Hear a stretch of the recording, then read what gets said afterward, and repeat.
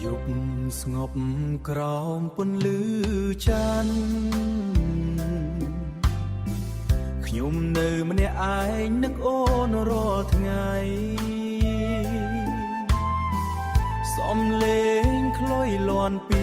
ចម្ងាយដូចហៅឈ្មោះសៀងលីមកវិញខ្យល់បក់កាត់ដើមថ្នោតនាំចិត្តខ្ញុំឲ្យកាន់តែនឹក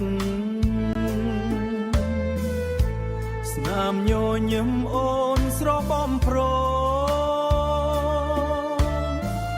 នៅក្នុងចិត្តមិនដែលភ្លេចអូ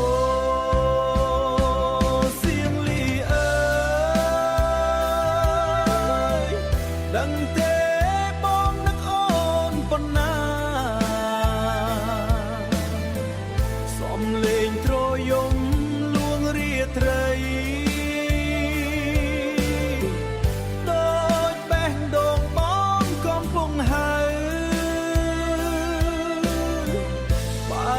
ច័ន្ទអាចនាំពាក្យទៅបើ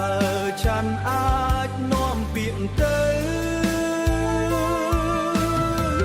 សូមប្រាប់អូនថាបងចាំទោះរដូវប្រាំងប៉ុន្មានដងចិត្តបងនៅតែមានសៀងលីតែមានសៀងលី